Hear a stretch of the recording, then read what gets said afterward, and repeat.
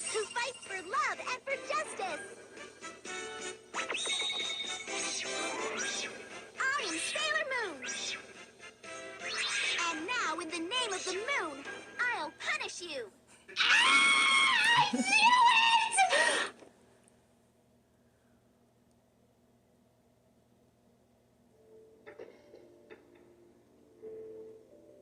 To take the risk of doing what we want, which will work to the extent that we realize that what I want, basically, what I really want is what you want. And I don't know what you want.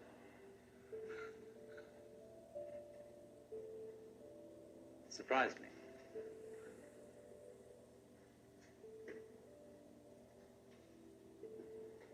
But that's the kinship between I and thou.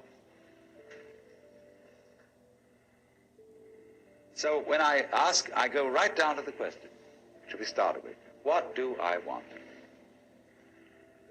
The answer is, I don't know. When Bodhidharma was asked, who are you? Which is another form of the same question. He said, I don't know. Planting flowers to which the butterflies come. Bodhidharma says, I know not. I don't know what I want. Well, when you don't know what you want, you've reached the state of desirelessness.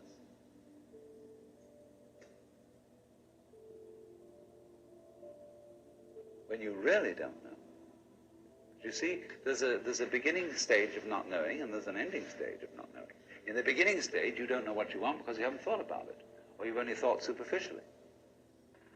Then when somebody forces you to think about it and go through it and say, yeah, I think I'd like this, I think I'd like that, I think I'd like the other, there's the middle stage.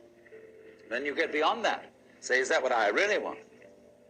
In the end you say, no, I don't think that's it. I might be satisfied with it for a while, and I wouldn't turn my nose up at it, but it's not really what I want. Why don't you really know what you want? Two reasons that you don't really know what you want. Number one, you have it.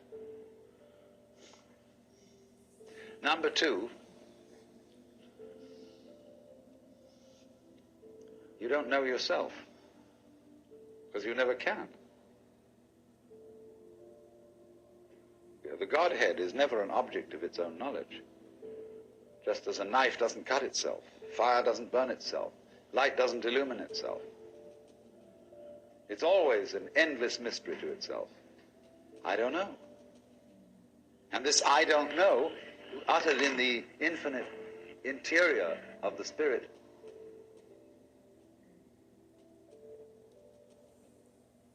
this I don't know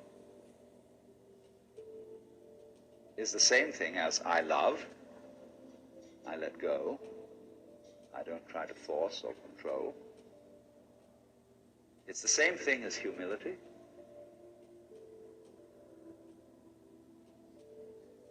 And so the Upanishads say, if you think that you understand Brahman,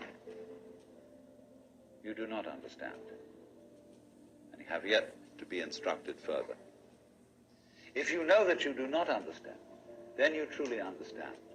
For the Brahman is unknown to those who know it, and known to those who know it not.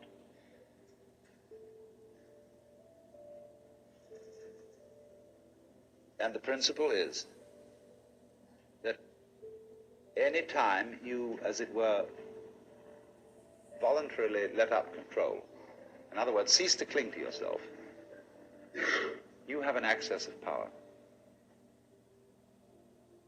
Because you're wasting energy all the time in self-defense, trying to manage things, trying to force things to conform to your will. The moment you stop doing that, that wasted energy is available.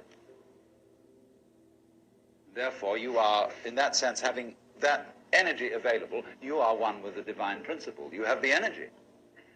When you're trying, however, to act as if you were God, that is to say, you don't trust anybody and you're the dictator and you have to keep everybody in line, you lose the divine energy.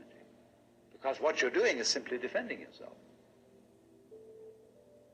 So then, the principle is, the more you give it away, the more it comes back. Now you say, I don't have the courage to give it away. I'm afraid.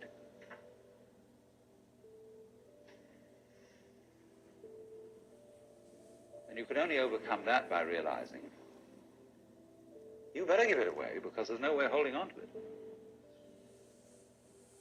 The meaning of the fact, you see, that everything is dissolving constantly, that we're all falling apart, we're all in a process of constant death, and that the worldly hope men set their hearts upon turns ashes, or it prospers, and like snow upon the desert's dusty face, lighting a little hour or two is gone. You know, all that Omar Khayyam jazz.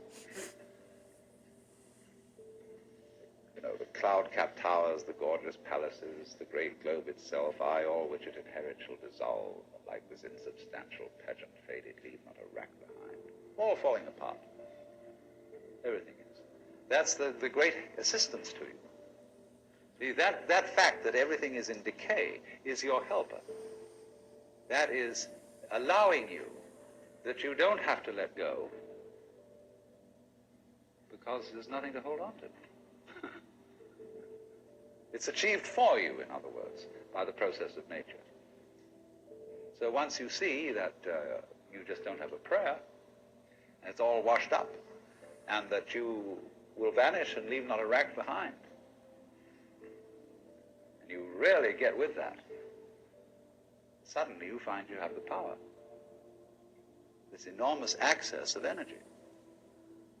But it's not power that came to you because you grabbed it. It came in entirely the opposite way.